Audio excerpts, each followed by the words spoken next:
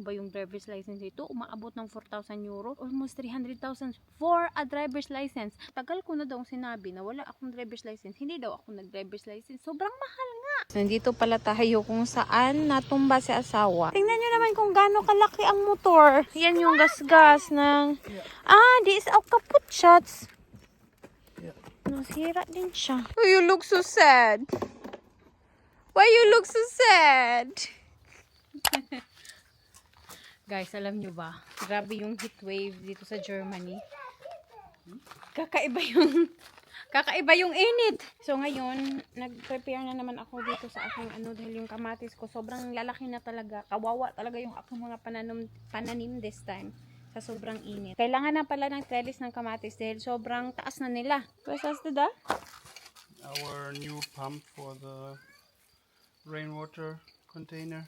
Kailangan namin ng pump dahil kapag palaging water sa faucet is gastos sa tubig. There still have some red currant dito. Pero ayaw ko natin i-harvest. Sobrang dami nang na-harvest ko. Awesome. So, ito yung binili namin kanina. Kahit sobrang init. Bumili talaga kami nito. Pinaka-importante. Dahil yung aking mga kamatis nga, sobrang hahaba na. Kailangan na talaga ng trellis na mahaba. Hiwi pala itong aking nilagay.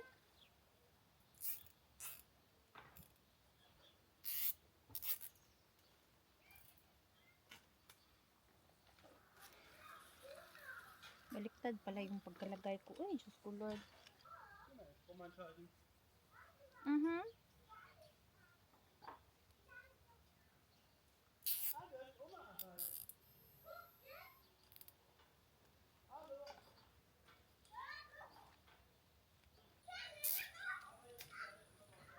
Ito na guys, nataod ko na siya. Natapos, mabilis lang naman itong itaod dahil yung mga malalaking poste is nalagay ko na before and ito na lang yung nilagay ko ngayon and itong parang metal na pang trellis natin. Mas gusto ko kasi ito siya dahil ligoon. Tapos, magagamit ko ng ilang taon like the other one. Hindi ko tinanggal nung winter and ngayon is nagamit ko pa din. So ngayon, ang gagawin natin is lalagyan natin ng tali yung ating kamatis para umakyat siya dito. Hindi nakahiga sa lupa dahil ito mostly is nakahiga sa lupa. We have a lot of tomato that is growing from last year. Just growing. And they are more healthy than the newer tomato that I plant.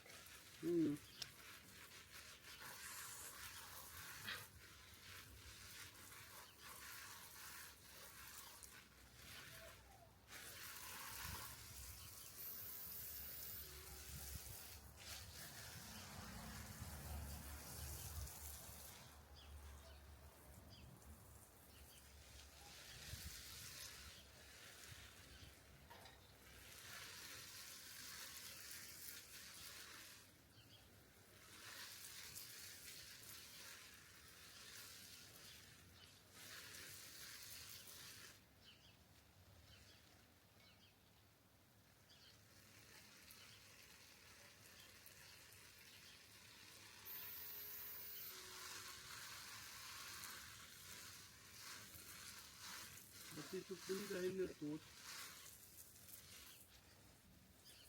Just give it water.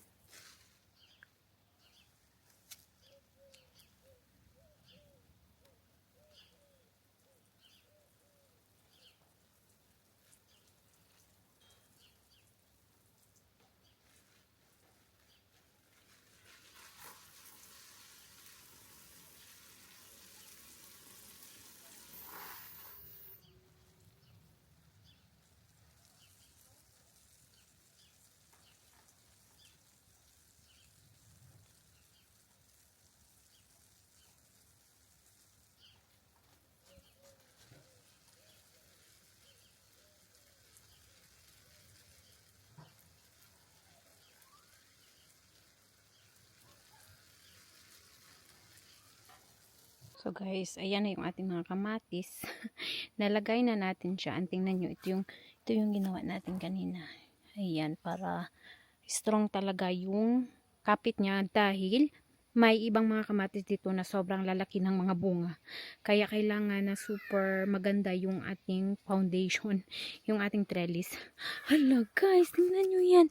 Yung ating paprika. Meron na, pwede na tayong makapag-ulay soon nito. Hala, ang galing.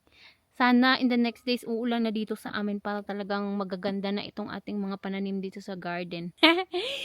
The one I cut, he also started to plant it. Diyos ko. Nasasayangan talaga yan siya. Ang dami kong pinutol kasi dahil kapag sobrang labong ng kamatis, it will also not produce a lot of fruit. Die Wurzelballen zu lockern ist ein bisschen schwierig. Planting with one hand. Ay, katabi niyan is kamatis. Ay, potato, sweet potato. Itong mga onion, soon, iha-harvest na natin ito. Dahil parang early siya ma-harvest dahil sa sobrang init. Wir vergessen das sonst.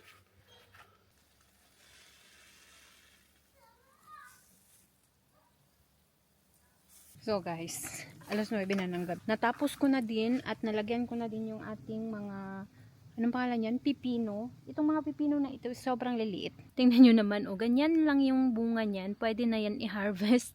And sana tumaba pa ito dahil parang hindi masyadong mataba yung ating mga pipino. Ayan, meron na din itong soon pwede nang i-harvest. Ayan, maliit kasi ito dahil snack tomato. Snack tomato, maliliit lang talaga. Ganito lang talaga yung size niya. Ito dito, marami ding mga maliliit na sumisibol. Kaya ayan, nilagyan ko na din ng tali para umakyat siya sa taas. Ito yung gustong gusto ko dito kapag summer season. Dahil ngayon, alas 9 na ng gabi, is maaraw pa. Kaso nga lang, sobrang init din. Alas 8, alas 9 ng gabi ako makaka-start na makapaglinis sa aking garden. Yan man yung aking kamay. Tapos sobrang katipan ng aking. Kailangan ko pang mag-walking ngayon kay Siri, si asawa. Pagod na yun siya. Sabihin na naman nun, hindi na siya lalabas dahil napagod na. So kami na lang ni Siri mag-walking, tapos si Ethan ayaw na din nung lumabas. Kailangan ko pang maglinis sa garden dahil matagal ko na talaga na gustong gawin yung ilagyan ng trellis yung aking kamatis. Hindi ko malagay-lagayan, hindi ko magawa-gawa kasi nga hindi kami makapunta sa hardware center or sa garden center. Kanina pumunta kami dahil meron kailangang bilhin din sa asawa, tapos syempre yung kamay niya nakapag drive pero kailangan yung force or be careful lang talaga sa pag drive, and first time niya na nag drive papunta sa city namin. Yung city namin mula dito is mga 15 minutes pag walang driver's license. So yan yung problema namin dito dahil si Patrick lang yung may driver's license.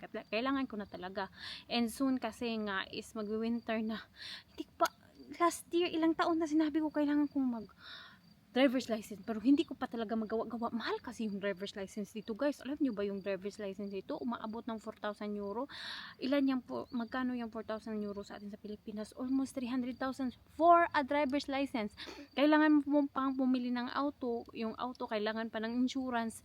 Kailangan ang mahal talaga. Panahon pa ngayon saan ka kumuha ng 200,000. Ewan ko ba talaga, bakit ganyan dito sa Germany? Sa atin sa Pilipinas, 5,000 pesos, 6,000 pesos, meron na tayong lisensya, makapag-drive na tayo ng sasakyan, motorcycle, sasakyan dito.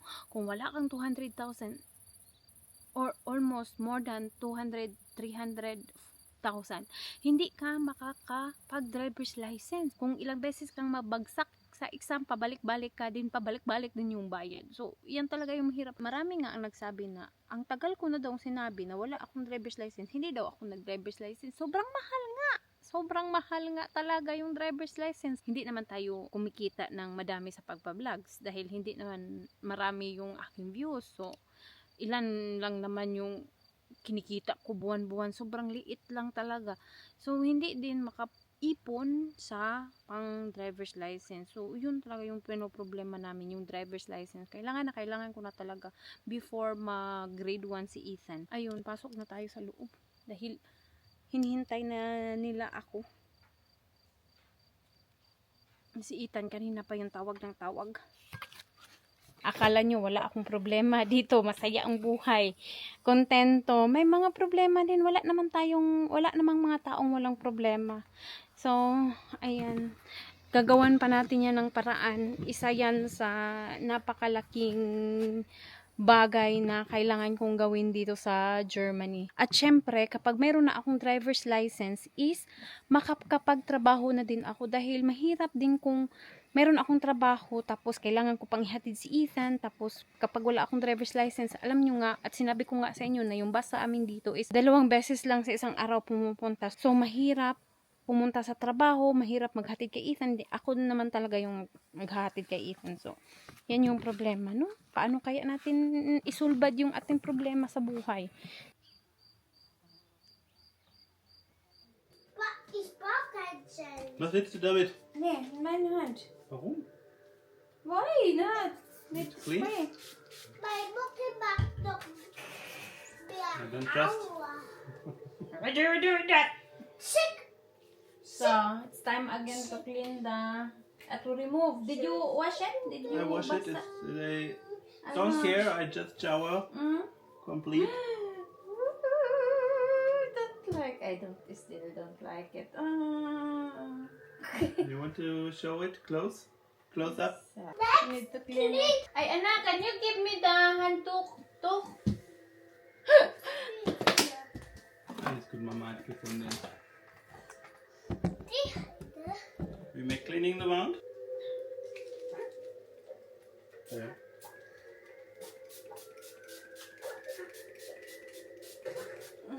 guck mal an, Papa. It's like a slice of meat.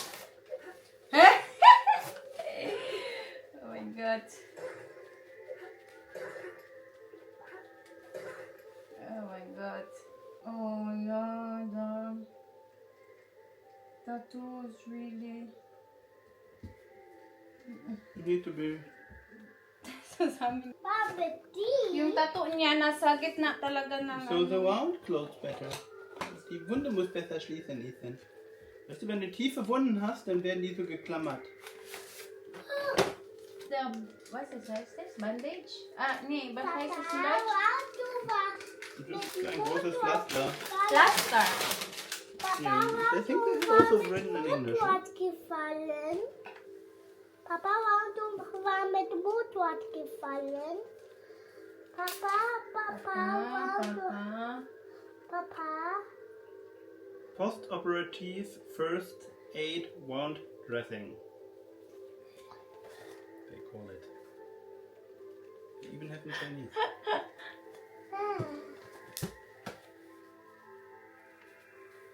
Yeah. So, also, because it's almost 2 weeks, the doctor said I can move my arm with the help of my eye. Okay. She needs to hold. You can move my arm. You need to hold here Yeah. and here. And then you can move it a little bit up and down. Really, really slow. And when I said ow, ow, ow, ow, ow, you will stop. Well, diba? We'll see. You just make laughing to your one. It's okay. Papa, ich habe gesehen, die I don't have painkillers. That's a good thing. Yeah. gefällig machen. Careful. Yeah, just like Langsam. this. Du lachst. Okay. 1, 2, 3. Ah, du siehst. Ah, Batiman! Anak, it's mag-plats da! okay. Anak, mag-plats da! Anak, nicht da! Stop. 13. Nein. Okay, so lass es. Oh, more up? Nein, nicht more up. Oh. Und down. It's 13? A little bit. Oh. Und Papa? Und wieder ab. Papa, wir müssen ab da oben. Papa, wir müssen ab How many times? Und down. Ah, okay. So, Also, das ist like this Und ab. in Reha. What they make, yeah. Und down.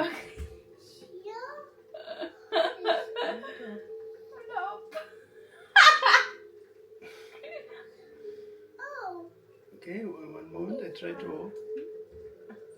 I think when you let your arm fall, I fall directly. Okay, down. Don't make strong your arm because then all your muscles will. Okay. One more.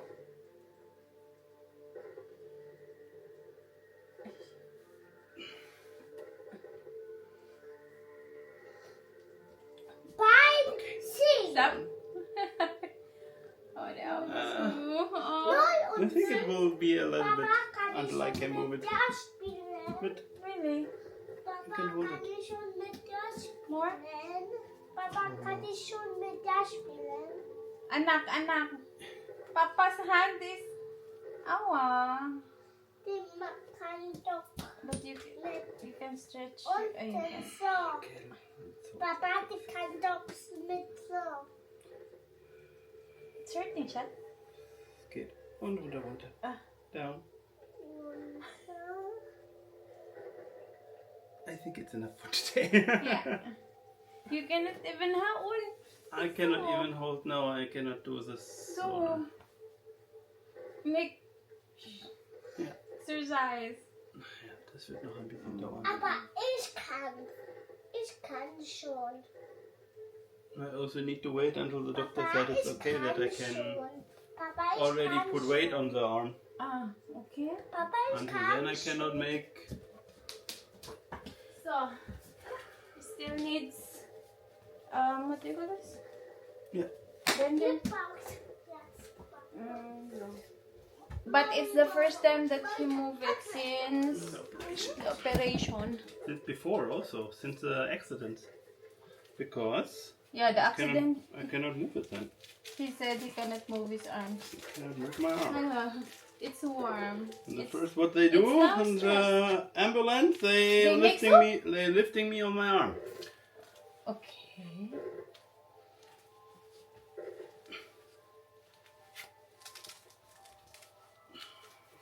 I think it was not a good idea for me.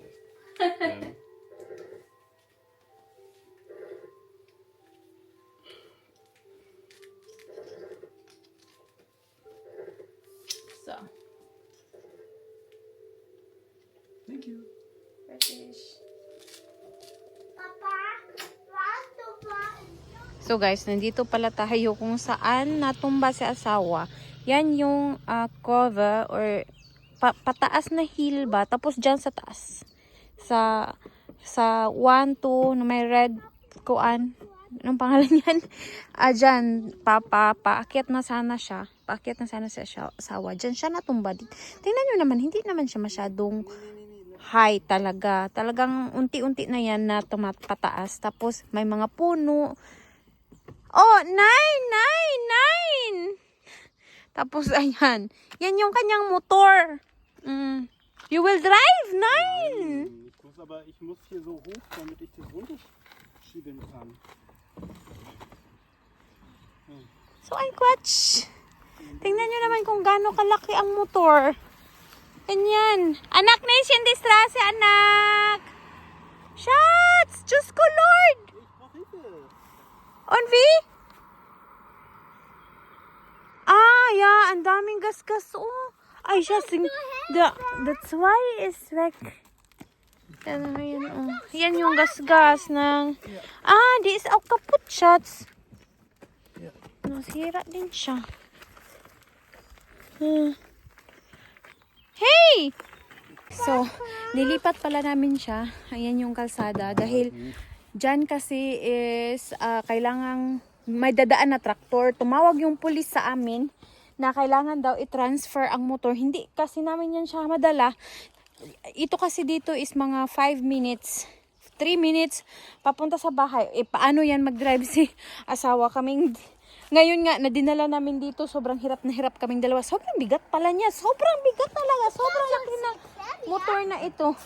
So, hindi ko alam kung paano yan dadalhin. Kapag siguro nagagalaw na niya yung kanyang kamay, kapag maganda yung panahon, or hindi ko alam kung anong gagawin din, hindi na daw niya gagamitin yan.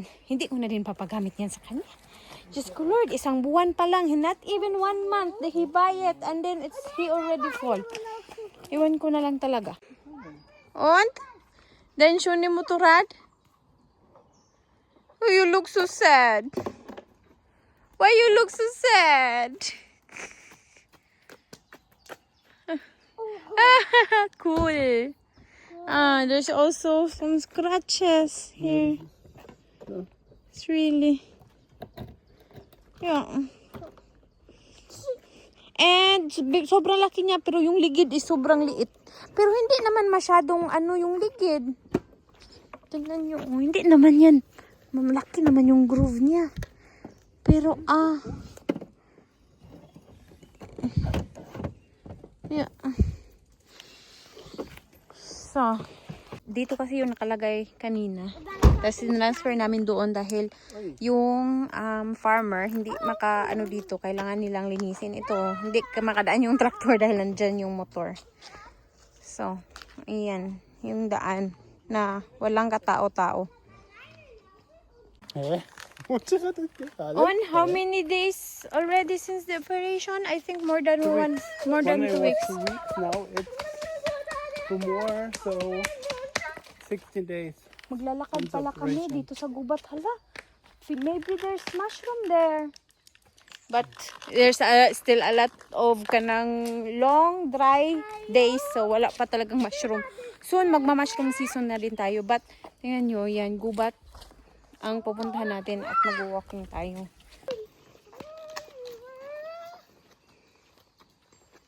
Farad, anak! Dami ding nagbabike dito. Daanan ito ng mga nagbabike. Minsan dito kami dumadaan ni Ethan. Hala, there's a lot of mga blackberries ito siya. Hindi pa nahinog yung mga blackberries soon. Hala, mga cherry, wild cherry shots! Wild cherry! Uda? Yeah. Wild cherry, Doc.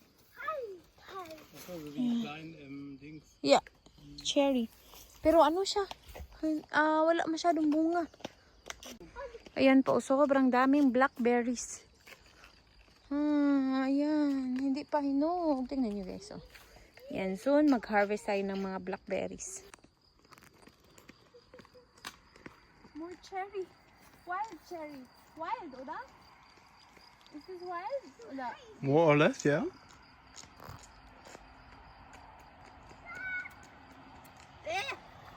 Nicht lecker? Nein. It's so pait. Huh? Hallo? Eins. Careful, ha? Dry. May sapa-sapa pala sila dito, pero hindi naman pwedeng masaluman dahil sobrang brown. What is this shot? Teig? Ein Fluss? River? Anak, you will fall. Nein, mach das nicht mehr. A river, oder? Yeah. But the river, but it don't. It's like it's not running river. Anak, nicht mehr. Yeah. Tingnan nyo, parang lake lang siya, pero river daw to. The lane is line. Line? Yeah. So, jetzt gehen wir zurück.